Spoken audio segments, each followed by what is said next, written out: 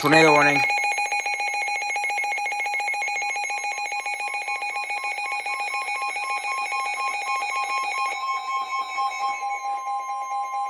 The National Weather Service in Milwaukee-Sullivan has issued a tornado warning for southern Iowa County in south-central Wisconsin until 12:45 p.m.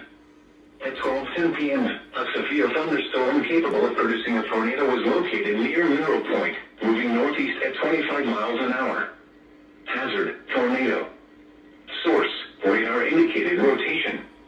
Impact, flying debris will be dangerous to those caught without shelter. Mobile homes will be damaged or destroyed. Damage to roofs, windows, and vehicles will occur. Tree damage is likely.